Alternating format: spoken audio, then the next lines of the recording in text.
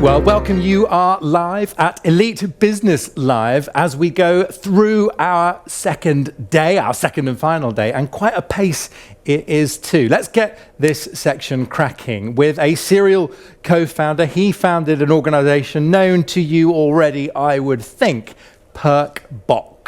It is Europe's largest employee rewards platform. Not only did he co-found it and was its CMO, it continues to thrive. He then went on to think about a different kind of health, our financial health. His latest creation is Mintago, and I want to hear about it, but also, of course, what drove it. And like all good serial entrepreneurs, I know that our next guest, Chieu Cao, will draw lessons that he's learned personally and in business along the way. Please welcome to Elite Business Live, Chieu Cao. Good morning, how lovely to see you. How are you? Great, thanks for having me. Now, my goodness, what does give you that spark to get up and say, let's go again? Because some friends or colleagues would go, you know what? You can relax now. Yeah. Well, it's who I am, I think. I've told my wife, like, I just can't stop doing what I love. It's easy to see success and that be the end, meaning, you've accomplished and created a great business, you just kind of hang up. For me, it's more than that. It's about creating new things, solving big problems, helping society, connecting with the community. These are all the things that I just love to do, and it so happens that with Mintago, I get all of that. So and we're going to hear about it. So I won't steal your thunder on it, but how about just in terms of approach? To what extent are you approaching, and this could be about mindset, however broad you want to take the question, how are you approaching this journey differently to the last? That's a very good question, and I think it's not as easy as you would think, right? Because I think I was naive to kind of say, hey, look, I've learned a lot before, I'm just going to repurpose it. It's about being really humble and just really kind of take it one step at a time and actually solve the problems in the situation that it requires.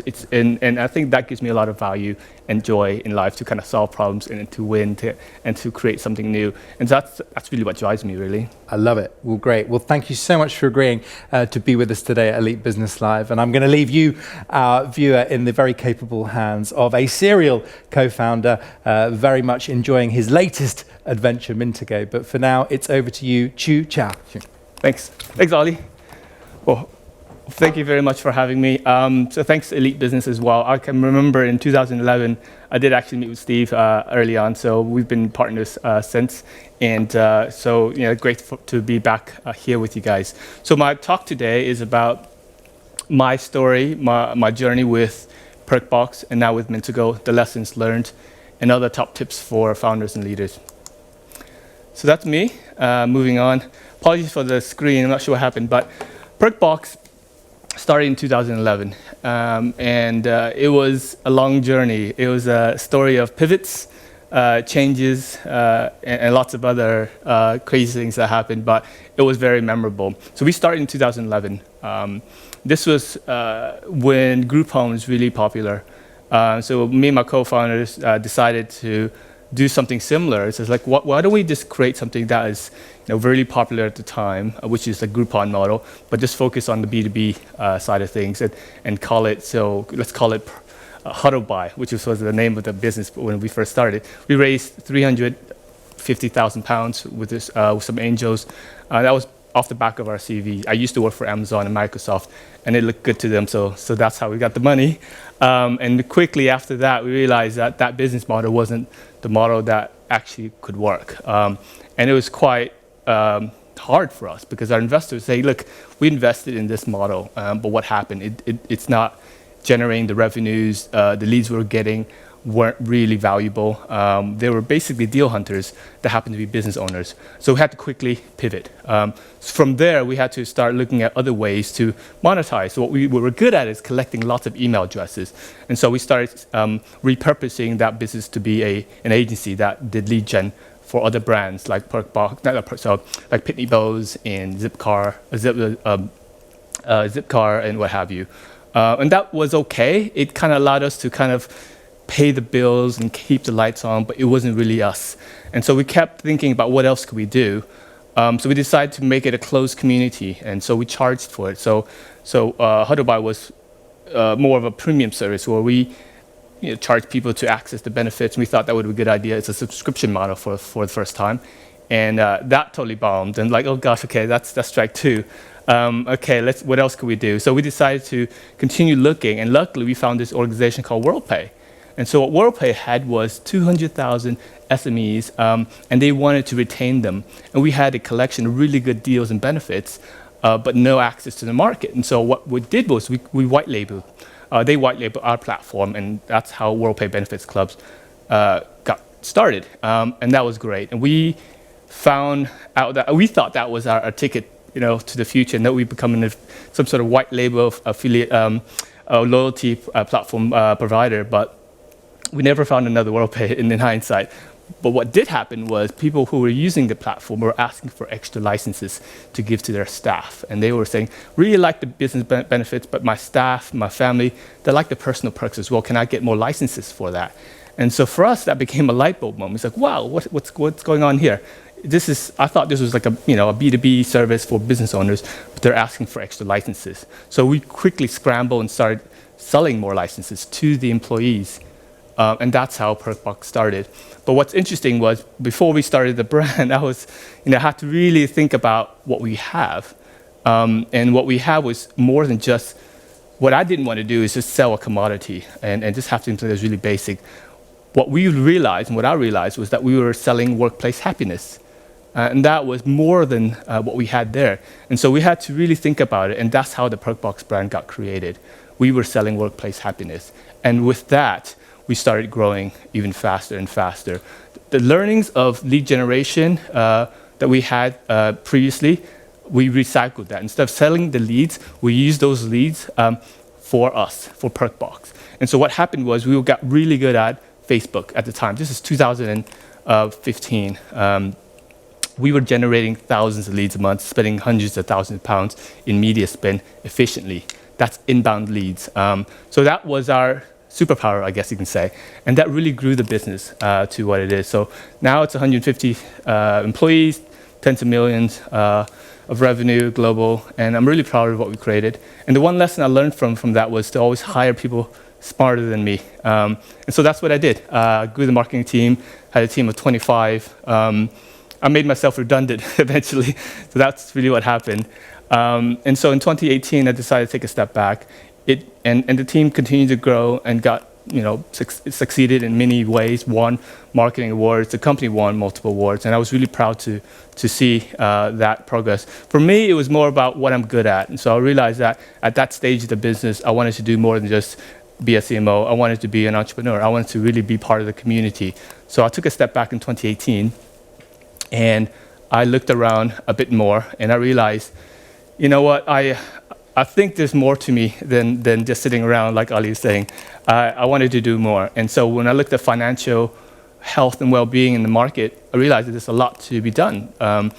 People can benefit from better financial health and well-being, but it's not there. And so that's how Mintago got started.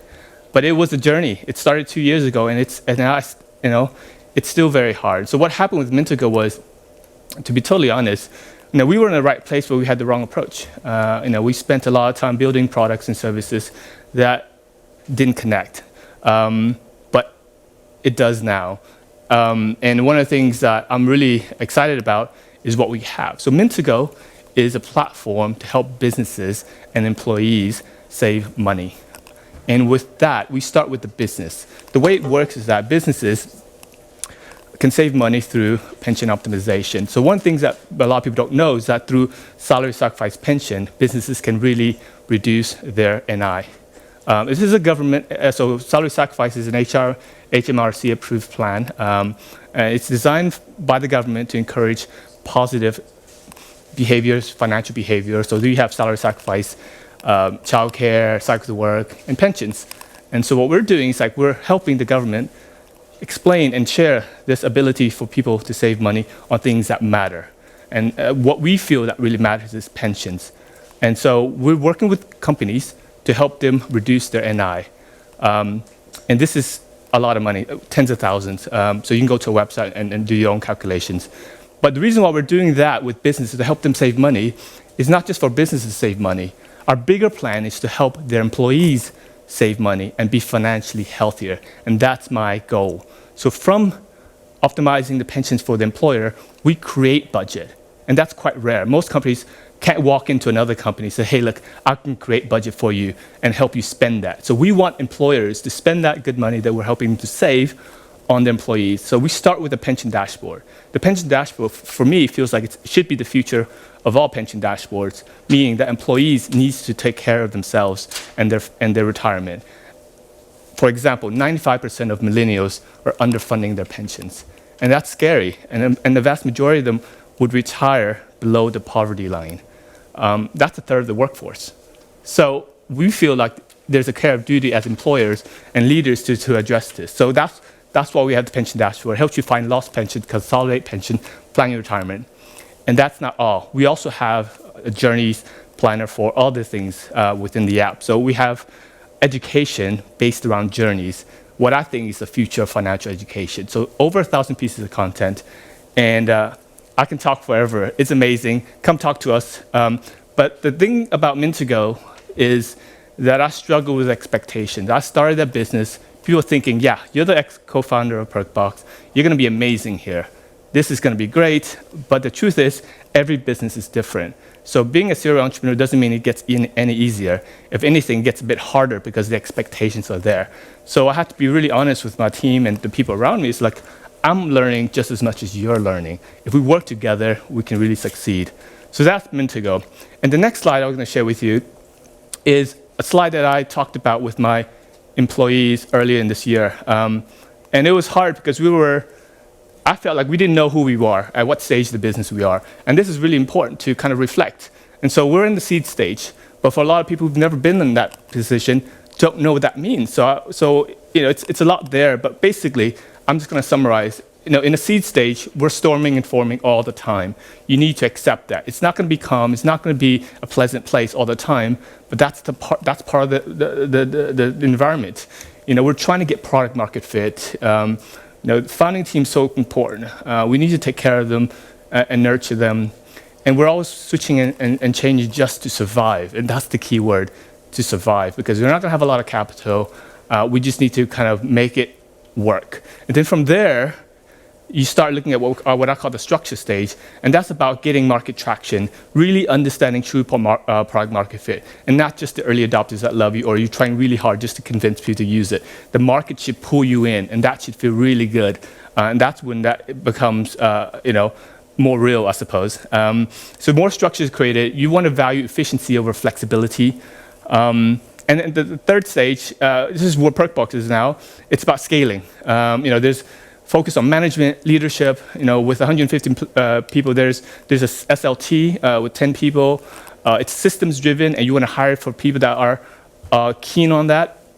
You want to hire specialists, and that's a really interesting point here. That prior to the scale-up stage, and sort of my experience at Perkbox, having generalists was so important, especially in marketing. You're doing so many different things, and it got to a point where it was actually really hard because some of my early employees, which I love so much and really cared for, felt out of place. And I had to kind of let some of them go because they weren't happy. They were, before doing all sorts of things, and now they had to specialize, doing more of a few things. So that's a natural transition, but something you should look forward to. And lastly, culture management. Culture is so important, and it's a function of everyone you hire. The more people you bring in, the more complex it is within the culture, and the more senior the person, the more impactful it is to the culture. So bear that in mind. And here are some notes that I can, and points or statements I say is very important to kind of convey. Hopefully you remember some of these. For me, when people ask me, if you have to sum up everything that you've done, what are the kind of words that would come into mind? I'd say resourcefulness and resilience saved us. For example, growing a small business, you need to be resourceful. You need to hire people that are resourceful because you won't have the answers, but you need to know how to fix problems and find the answers. And those who are really good at that are very, very important to the growth of the business. And you also have to be resilient because you're going to make mistakes. Things are going to change. You're going to pivot. But if you don't have those two working side by side, things will fall apart. And so for me, that's our secret to success. It's not about how much you know, how intelligent you are, but the drive you have based on those 2 points. Second message, communication is usually the cause of most people's issues. Most companies, or companies in theory, is just a collection of people that decide to work together and show up every day. We are just dealing with people every day. And so when you think about problems, and you really think about what caused these problems, and like 9 out of 10 times I reflect back, I could just say it's a communication problem every time almost. And so admit that, talk about that, encourage people to say, hey, how can we improve our feedback, our listening skills, our communication skills, our planning skills. Planning is a part of communication as well. And admit what you're good at, for me, and what you're not. And I think that's part of the communication process as well. So really important that we embrace that. Next point, hire missionaries and not mercenaries, especially in the beginning. The reason why I say that is when you're really young and really small, there's going to be a lot of bumps along the way. And every time there's a bump, someone's asking, do I still believe in this? Is this still worth it? Do I want to continue? Well, if you hire missionaries, that's a lot easier to connect and convey with. But if you have mercenaries, they're going to think, well, hold on, I joined for this role, and it's no longer this role, and I got paid before that, and I want this and that. It became very, very hard to motivate mercenaries when you're changing all the time. That said, the reason why it's so important in the beginning is because there's so few people involved, and every individual has so much impact on the rest of the community. Granted, if you're larger, 100, 150, you can hire mercenaries. So really good at one thing, they show up to get the job done, not a problem. It's just at the stage of business, I think, would be really important to recognize that. Focus on the inputs and not just on the outputs. So recently, I think, and it occurred to me that we were just obsessed with hitting our revenue targets and getting our numbers. And the truth is, revenue, for example, is an output. We should be celebrating everything else that leads up to getting the revenue, the sales strategy, the marketing, how we work, how we plan together, and celebrate those successes. And if you do and you focus on them, hopefully the output, which is the revenue, is there. So definitely, that's important. And lastly, culture is the glue. People that play together, stay together. I didn't come up with that. I heard it somewhere and it sounded nice, so that's why it's there. But the reality is, culture is really important, and it is the glue. And as you have a good culture, everything I said before gets easier. If you want a culture that fosters resilience and resourcefulness, create that, nurture that, right? And it's not just going to happen. And if you recognize that and talk about and use that word, culture, this is the culture we want, this is the culture we don't want, and when you talk in front of your teams, it becomes real and it becomes something they want to take care of. Culture for me is like a living entity. You have to nurture it. It'll go bad, it'll atrophy, it won't look good if you don't take care of it. So it's everyone's responsibility to manage culture. With that, I thank you very much. Fantastic. Chieu Cao, that was first class. Thank you very much. Awesome. I hope you'll agree with me tuning in. That is exactly what I will be watching on replay when we put this out through Elite Business. There was so much good stuff in there. I'm going to ask you a few questions now before our panel, if that's okay. Sure. And we'll go quick fire because it stirred up so many thoughts in my mind, which is always a good thing. Number one, how in practice do you convince somebody to leave what might be a very comfortable, very well-paid job, potentially in a big corporate like the one you left, knowing that they're joining a very early stage venture? What should we think about? Because ultimately, bringing in that senior leadership will be crucial. Yeah. Well, for me, it's telling the story of what you want to build and where you want to go. People join at this stage for the belief that the future will be really good, and you just have to share the vision with them. And if you have shared visions, that's the easiest way to get them on board. Yeah, that's a very powerful piece of storytelling. And in terms of the storytelling you do to yourself, to what extent is it useful to say, Mintago will be $1 billion, $100 billion, $1 million company? Is there any point in even scaling your ambition? I see Mintago, for me, the gauge of success is the impact we have on society. And the more people we can solve problems for, the better we are as a company. I think that's our milestone. Yeah, and the revenue, the growth, the scale should be a reflection of that versus that's where our guiding light is. So to what extent are there other numbers in mind? Because you're suggesting that it could be about reach more than about height or scale of organization. Yeah. Social impact, reach, getting feedback from organizations that say, hey, look, we've helped people change their lives, and at this number. And is there a number in your mind? Yeah, of course. The big millions, and across Europe. Yeah. We're here to create I'm a tech person, so I see technology as an enabler for society. And so with that, it lends itself to really scaling. So yes, UK now, Europe, and then hopefully the world. Fascinating. So I think, Chieu, if you will allow me to say so, you seem hugely affable, very likable individual. What have you learned about how to have difficult conversations? Be honest. Be honest and be humble. Recognize your role in the organization. That you're the CEO. You don't have to exert your authority all the time. If anything, do the opposite. Say, hey, I'm vulnerable. I need help. I need you to step up because I'm not perfect. And with that, you build the bonds. You build that trust.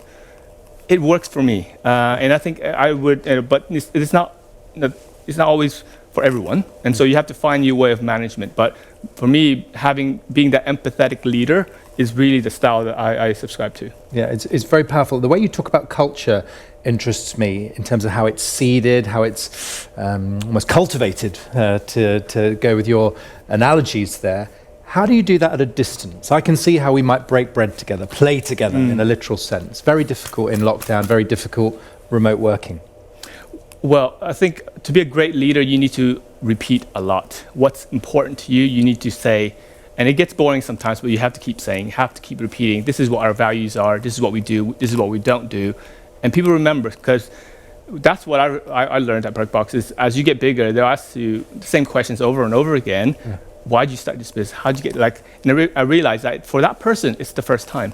For you, maybe the 100th time, but it doesn't matter. Repeat and really emphasize what's important, and that's how you really make a difference. Yeah, and it's that sort of repetition within the business itself. A little bit on going back to the Perkbox days. What reflection would you have about, I guess, the evolution of Perks? What are we seeing that we weren't seeing 5 or 6 years ago?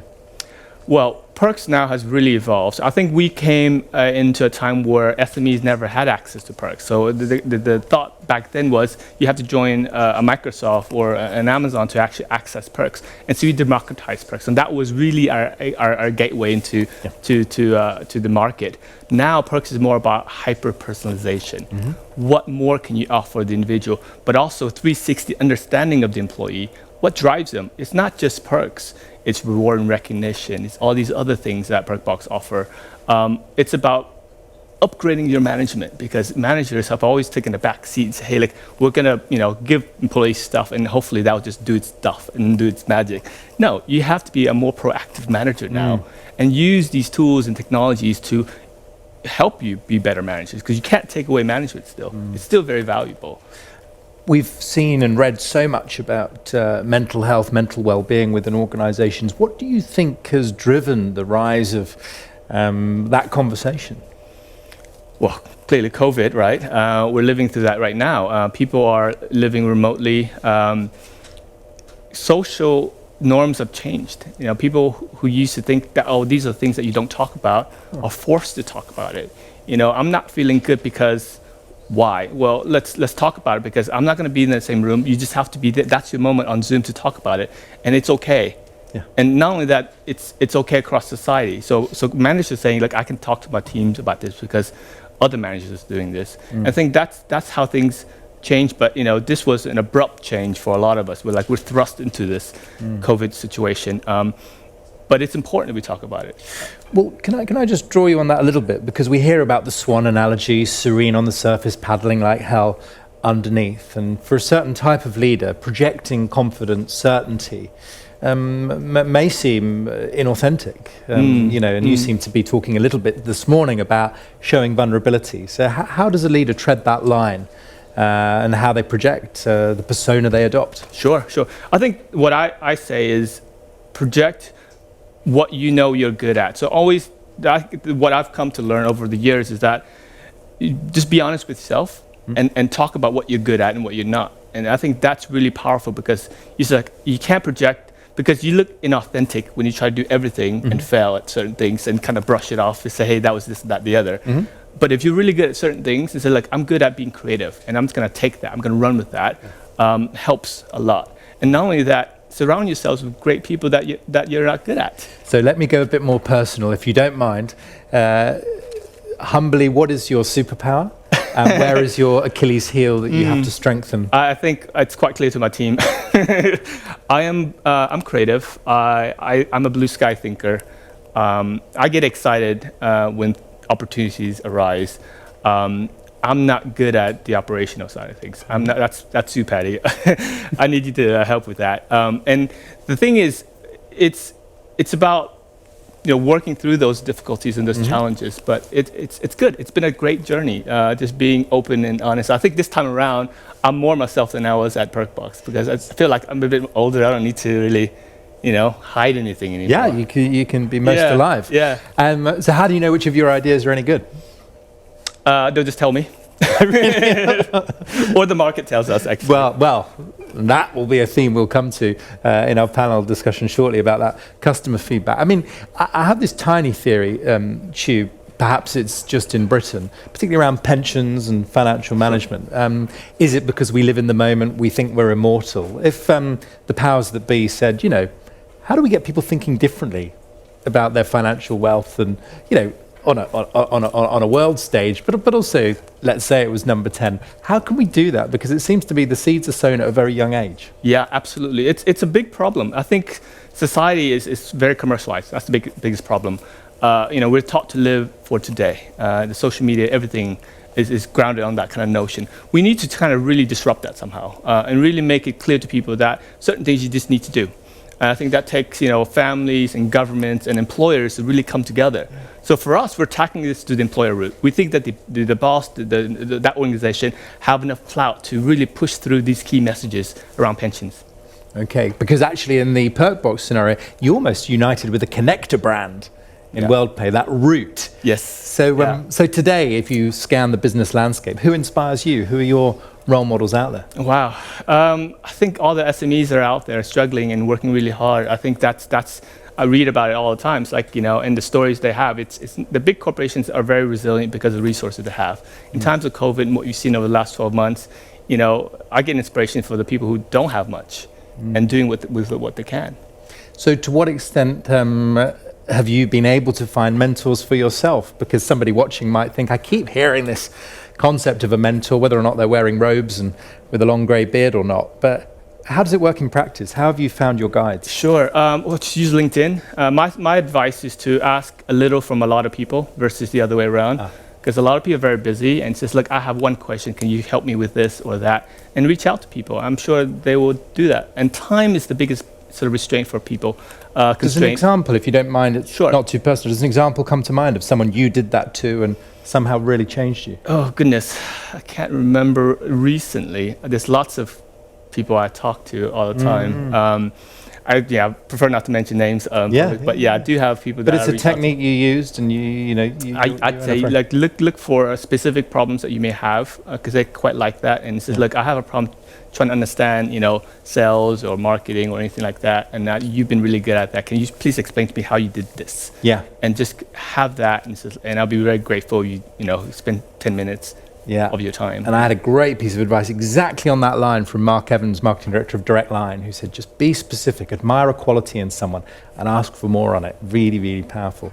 Well, I hope you're going to stay with us for the panel discussion. There's lots more still to come. But for now, Chieu Cao, serial entrepreneur, but co-founder of Perkbox, and now Mintago, and it's something we will be looking out for. And is it too early for us as individuals to get involved, or we have to wait to a company near us to get involved? No, it's live, it's running, it's great. Come to our website, mintago.com. Like I said, businesses can save a lot of money. There's a calculator. Our teams are on standby. We'd love to tell you more about how salary sacrifice pension can really help your business. Love it. Save money and your employees as well. There you go. It's a good strategy. It's live, it's running, it's great. I mean, it's very important to say. Absolutely. Please, yeah. Chieu Cao, please stay with us. But for now, thank you very much indeed. Thank you.